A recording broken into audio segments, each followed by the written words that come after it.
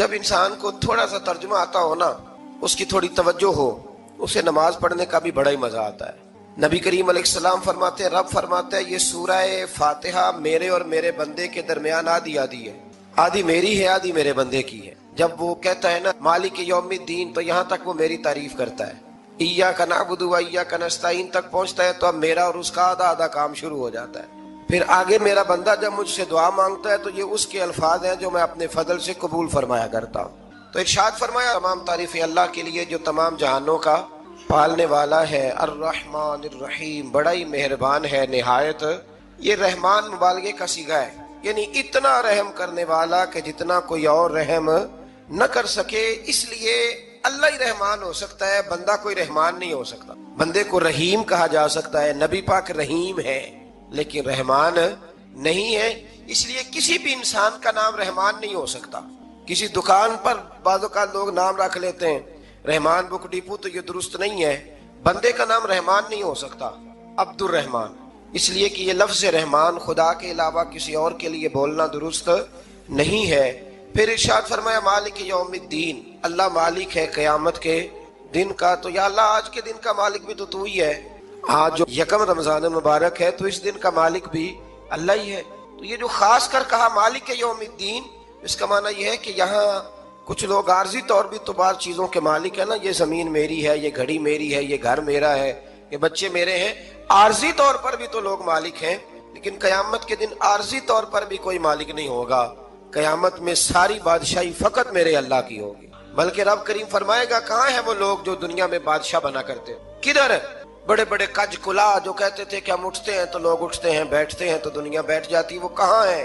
جب کوئی نہیں بولے گا تو رب فرمائے گا للہ الواحد القہار، آج ایک رب واحد اور قہار کی حکمرانی۔ پھر ارشاد فرمایا ایاک نعبد و ایاک نستعین، بے شک ہم تیری ہی عبادت کرتے ہیں اور تجھی سے مدد چاہتے ہیں۔ عبادت بھی اللہ کی ہے اور مدد بھی، یہ جو بندوں کے ذریعے بعض اوقات مدد ہوتی ہے تو یہ مدد بھی اللہ کی ہے، یہ مدد بھی اللہ کی ہے۔ یہ کسی بندے نے مائک بنایا ہے جس کی مدد سے آپ تک آواز جا رہی ہے، تو اس کو عقل کس نے دی تھی بنانے کی؟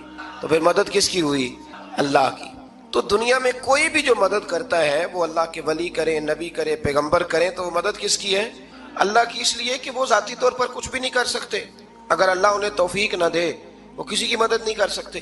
تو ایاک نعبد و ایاک نستعین، ہم تیری ہی عبادت کرتے ہیں، تجھی سے مدد چاہتے ہیں۔ اہدنا الصراط المستقیم، اے اللہ ہمیں سیدھا راستہ دکھا۔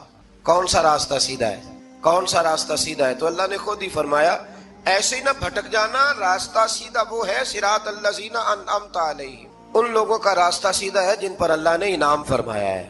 اور وہ کون ہے؟ قرآن مجید نے خود فرمایا انعم اللہ علیہم من النبیین والصدیقین والشہداء والصالحین، وہ نبی ہیں، صدیق ہیں، شہید ہیں اور نیک لوگ ہیں۔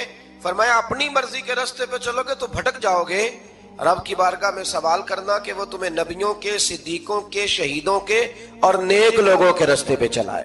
غیر المغضوب علیہم ولا الضالین، نہ ان لوگوں کے راستے پہ چلا جن پر تیرا غضب ہوا، اور نہ ان کے راستے پہ چلا جن پر تو ناراض ہوا، جنہیں تو نے گمراہ کیا، ان لوگوں کے راستے پہ نہ چلا، بلکہ ان لوگوں کے راستے پہ چلا جن پر تیرا انعام ہوا۔ یہ جو لوگ ہیں نا مغضوب علیہم ولا الضالین، ایک گروہ یہودیوں کا ہے اور ایک عیسائیوں کا ہے۔ کہا جا رہا ہے یا اللہ نہ یہودیوں کے راستے پہ چلا اور نہ عیسائیوں کے راستے پہ چلا، ہمیں تو ابو بکر صدیق کے راستے پہ چلا، ہمیں تو عمر فاروق کے راستے پہ چلا، عثمان غنی، مولا علی اور جناب ابو ہریرہ کے راستے پہ چلا۔ اب یہ سورہ فاتحہ کا تو میں نے مکمل ترجمہ عرض کیا۔ سورہ بقرہ یہ قرآن مجید کی سب سے بڑی سورہ ہے۔ ایک حدیث اس کی فضیلت پہ سن لے، نبی کریم علیہ السلام نے فرمایا جس گھر میں سورۃ بقرہ پڑھی جائے نا، فرمایا جن کیا وہاں سے تو شیطان بھی بھاگ جاتا ہے۔ سورہ بقرہ گھروں میں پڑھیں، یہ سب سے بڑا تعویذ ہے۔ اگر گھر میں جنات ہوں، کوئی آسیب ہو، اور یہ وہ والا تعویذ ہے جو مدینے والے رسول نے عطا فرمایا ہے۔ یہ سب سے بڑی سورہ ہے۔ مفسرین فرماتے ہیں اگر کوئی استدلال کی قوت رکھتا ہو تو ایک 100 چیز کا اللہ نے حکم دیا ہے، بلکہ امام اعظم فرماتے ہیں 100 تھوڑی ہے، میری نظر سے پڑھو تو 1000 چیزوں کا حکم دیا، 1000 سے منع کیا ہے، اور 1000 قسم کی نصیحتیں اللہ کریم نے سورہ بقرہ کے اندر فرمائی۔ اس سورہ مبارکہ کا جو پہلا رکوع ہے نا، اس میں جو سب سے پہلی آیت ہے وہ ہے الف لام میم، ان کو کہتے ہیں حروف مقطعات۔ پہلا لفظ ہی جب کوئی قرآن مجید کا پڑھتا ہے نا، بہت بڑا عالم فاضل، بہت بڑا محدث، تو اسے یہ کہنا پڑتا ہے کہ میں نہیں جانتا، اللہ جانتا ہے یا اللہ کا رسول جانتا ہے۔ الف لام میم کا معنی ہم نہیں جانتے، اللہ جانے یا اللہ کا رسول جانے، یا جس کو وہ دونوں بتا دیں وہ جانتا ہے، ورنہ یہ اللہ اور اس کے رسول کا راز ہے۔ یہ آگے ارشاد فرمایا ذالک الکتاب لا ریب فیہ، یہ وہ عظیم کتاب ہے جس میں شک کی کوئی گنجائش نہیں ہے۔ ھدی للمتقین، یہ ہدایت ہے پرہیزگاروں کے لیے۔ سوال یہ ہوتا تھا کہ یا اللہ جو متقی پرہیزگار ہیں وہ تو پہلے ہی ہدایت پہ ہیں، تو قرآن بھی اگر انہیں ہدایت دے گا تو پھر جو گنہگار ہیں ان کی ہدایت کہاں ہے؟ تو اس آیہ مقدسہ کا معنی مفسرین نے یہ بیان فرمایا ہے کہ مطلب اس کا یہ ہے کہ قرآن ہدایت دیتا سب کو ہے، لیکن اس سے ہدایت حاصل متقی لوگ کرتے ہیں۔ بارش برستی ہے نا سب جگہوں پہ، لیکن اگر کسی نے فرش کرایا ہو، ٹائلیں لگوائی ہو، تو وہاں پھل پھول اگ سکتے ہیں، سبزہ اگ سکتا ہے، اس کے لیے زمین کا زرخیز ہونا شرط ہے۔ قرآن مجید سب کو ہدایت دیتا ہے، لیکن قرآن مجید سے ہدایت لیتے وہ ہیں جنہیں اللہ نے تقوی والا دل عطا فرمایا ہے، ڈرنے والا دل دیا۔ آگے جو آیات ہیں نا 5، ان میں اللہ تبارک و تعالی نے متقی لوگوں کی فضیلت بیان کی ہے، نشانیاں بیان کی ہیں کہ وہ کون ہوتے ہیں۔ ان میں پہلا ارشاد فرمایا کہ متقی وہ ہوتا ہے جو غیب پہ ایمان لے آتا ہے، اس چکر میں نہیں پڑتا کہ آنکھوں سے دیکھوں گا تو مانوں گا۔ اور دوسرا فرمایا متقی وہ ہوتا ہے جو نماز قائم کرتا ہے اور اللہ کے دیے ہوئے رزق سے اللہ کے راستے میں خرچ کرتا ہے۔ اور تیسرا فرمایا متقی وہ ہوتے ہیں کہ محبوب جو قرآن ہم نے آپ پہ نازل کیا اس پر بھی ایمان لاتے ہیں، اور جو آپ سے پہلے نازل کیا گیا اس پر بھی ایمان لاتے ہیں، یعنی تورات کو، زبور کو، انجیل کو، اس کو بھی وہ مانتے ہیں۔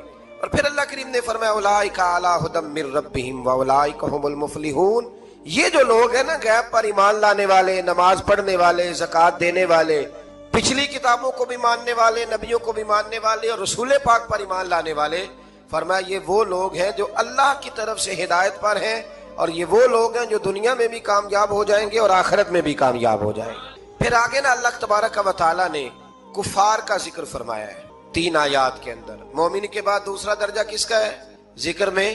کافر کا۔ پہلے بات ہوئی 5 آیات میں مومنوں کی، اب 3 آیات میں ذکر کیا گیا پکے کافروں کا۔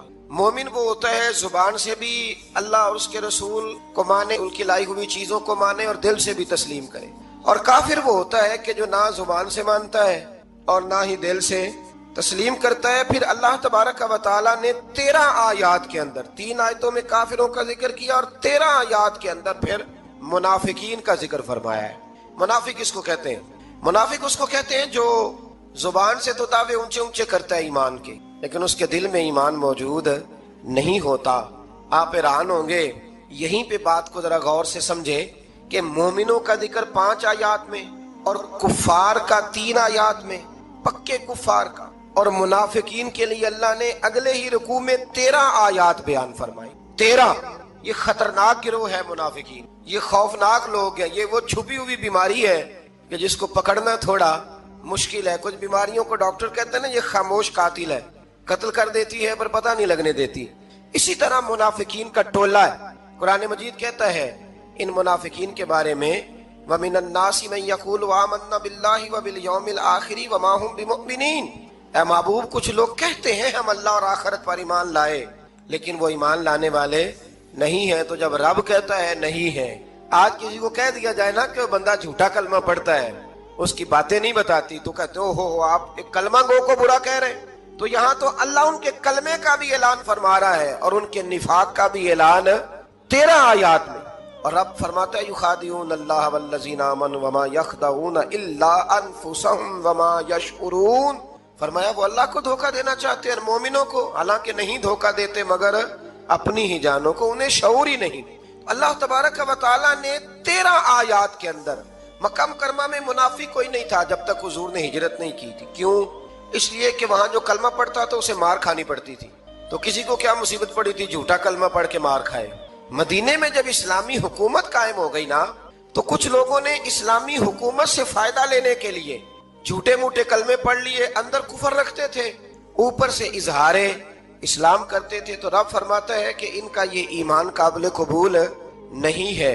تو یا اللہ پھر کس کا ایمان قابل قبول ہے؟ تو اللہ کریم نے فرمایا وَإِذَا قِيلَ لَهُمْ آمِنُوا كَمَا آمَنَ النَّاسُ، جب ان سے کہا جاتا ہے نا اس طرح ایمان لاؤ جس طرح دوسرے لوگ لائے، یعنی ابو بکر صدیق کی طرح ایمان لاؤ، عمر فاروق کی طرح ایمان لاؤ، عثمان غنی کی طرح، مولا علی کی طرح، بلال حبشی کی طرح۔ تو کیا جواب دیتے ہیں؟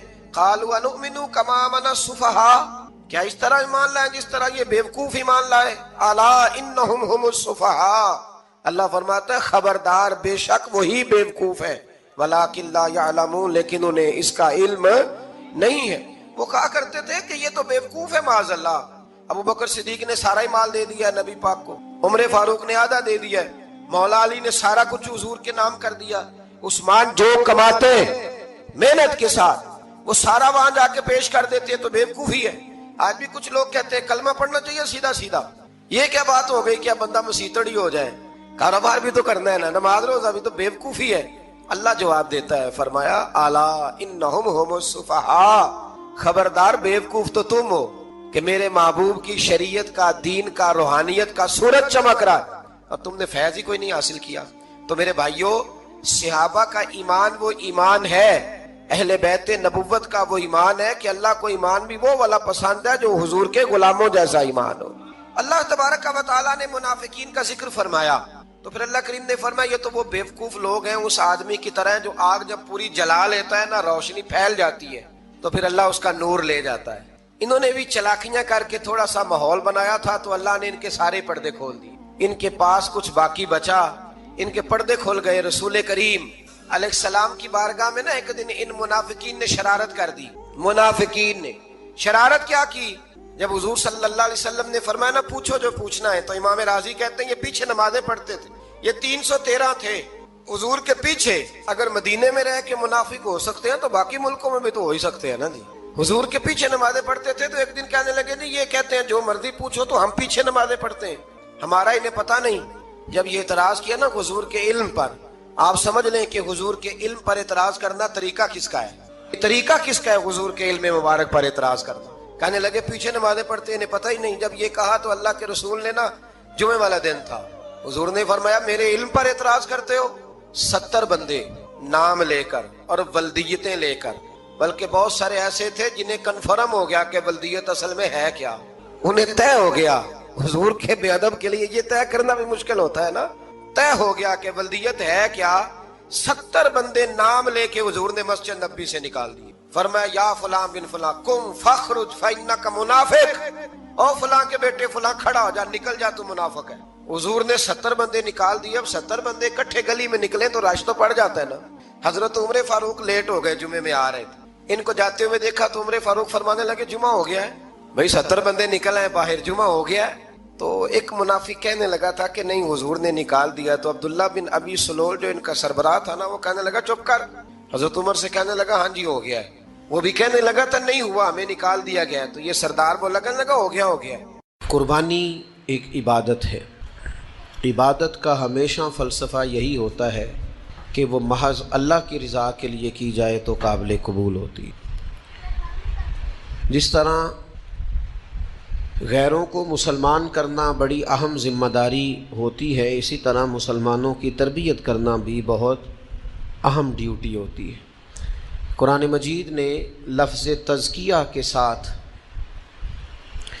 اس تربیت کو یاد کیا ہے جس تربیت کی روشنی میں مسلمان ایک خوبصورت مسلمان بنتا ہے۔ اسلام کے اندر جتنی بھی عبادات ہیں وہ کسی مخصوص پوجا پاٹ کا نام نہیں ہے، وہ باقاعدہ اپنے پیچھے حکمت رکھتی ہیں، فلسفہ رکھتی ہیں، اور اس کے بہت سارے پنہا اسرار و رموز بھی ہوتے ہیں۔ قربانی حضرت آدم علیہ السلام سے شروع ہے۔ قرآن مجید فرماتا ہے کہ جناب آدم علیہ السلام کے بیٹوں نے قربانیاں دی تھیں، ایک کی قبول ہو گئی تھی اور دوسرے کی قبول نہیں ہوئی۔ ہر امت میں کسی نہ کسی طرح قربانی موجود رہی ہے، اور پھر حضرت ابراہیم علیہ السلام نے تو اس قربانی کو بام عروج عطا فرمایا، عروج دیا ہے قربانی۔ تو قربانی ایک عبادت ہے۔ مسلمانوں کے اندر، اسلامی ممالک کے اندر، چونکہ تمام اسلام کی جتنی بھی عبادات ہیں وہ ذوق شوق سے اور اہتمام کے ساتھ ادا کی جاتی ہیں، تو بعض جگہوں پر پھر اس کے اندر وہ خاص کیفیت نظر نہیں آتی جو مسلمانوں کے اندر ہونا چاہیے۔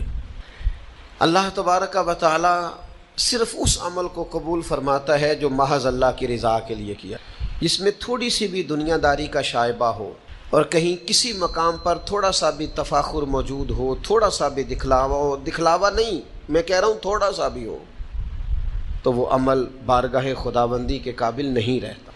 قرآن مجید فرماتا ہے کہ قل ان صلاتی و نسکی و محیای و مماتی للہ رب العالمین۔ اے محبوب علیہ السلام آپ فرمائیں، یعنی سرکار وہ کہیں گے تو وہ بات امت کے لیے دستور بن جائے گی۔ اے محبوب آپ یہ فرما دیں کہ بے شک میری نماز، میری قربانیاں، میری حیات، میرا دنیا سے جانا للہ رب العالمین، اس رب کے لیے ہے جو دو جہانوں کو پالنے والا ہے، جو تمام عالمین کا پالنے والا ہے، اس کے لیے۔ جب تک یہ فلسفہ پیچھے موجود نہیں رہتا کہ خالص اللہ کی رضا کے لیے۔ اور پھر قرآن مجید نے قربانی کا حکم صرف امت کو نہیں دیا، رسول کریم علیہ السلام بھی قربانی کرتے۔ حضور پر زکوٰۃ فرض نہیں ہے، اس لیے کہ کبھی اتنا مال ہی جمع نہیں ہوا کہ وہ نصاب کو پہنچتا، لیکن قربانیاں تو دو کرتے تھے رسول کریم، دو قربانیاں فرماتے، اور 10 سال حضور مدینہ شریف میں قیام پذیر رہے، ہر سال رسول کریم نے قربانی دی، ہر سال۔ اللہ تعالیٰ نے نبی پاک علیہ السلام کو 7 اولادیں عطا کی، 3 بیٹے 4 بیٹیاں، چاروں بیٹیاں جوان ہوئیں، ان کی اولادیں ہوئیں، اور تینوں بیٹے چھوٹی عمروں میں وصال کر گئے۔ جب سرکار کے تیسرے بیٹے کا وصال ہوا ہے تو دشمن ہی ہوتا ہے، دشمنوں کو زیادہ مطمئن کرنے کی کوشش بھی نہیں کرنی چاہیے، اس لیے کہ جو دشمنی پہ اتر آتے ہیں نا، وہ پھر اس طرح کرتے ہیں کہ وہ ہر چیز کے ساتھ اختلاف برائے اختلاف ہی کرتے ہیں۔ وہ بڑے کم دشمن ہوتے ہیں، تو دشمن بھی ہوں پر خاندانی قسم کے ہوں، ہر ایک بات پر اعتراض نہ کریں، شکست کھائے تو شرم سے پانی ہو، دعا کرو کہ دشمن بھی خاندانی ہو۔ لیکن وہ دشمن اس طرح کے تھے کہ ہر بات پر اختلاف، ہر بات پر شدت۔ تو حضور کے بیٹے وصال کر گئے تینوں، تو انہوں نے کہنا شروع کر دیا معاذ اللہ ثم معاذ اللہ، نقل کفر نہ باشد۔ انہوں نے یہ کہنا شروع کر دیا کہ یہ تو ابتر ہے، معاذ اللہ، جڑ کٹ گئی، بے نام و نشان ہو گئے، معاذ اللہ ثم معاذ اللہ، قربان جائیں۔ اللہ تعالیٰ نے قرآن مجید کو نازل فرمایا محبوب انا اعطیناک الکوثر، ہم نے تو آپ کو خیر کثیر عطا فرمائی ہے، ہم نے تو خیر کثیر دی ہے۔ آپ ہمارے ایک بزرگ تھے، وہ اس کا ترجمہ کیا کرتے تھے، اے محبوب اساں تانوں جیڑی خیر بھی دیتی ہے چوکھی کر کے دیتی ہے۔ امت دی ہے تو کمال، امت میں اولیاء تو کمال، صلحاء تو کمال، صحابہ تو کمال، اولاد رسول تو کمال۔ تیری نسل پاک میں ہے بچہ نور کا، تو ہے عین نور تیرا سب گھرانہ۔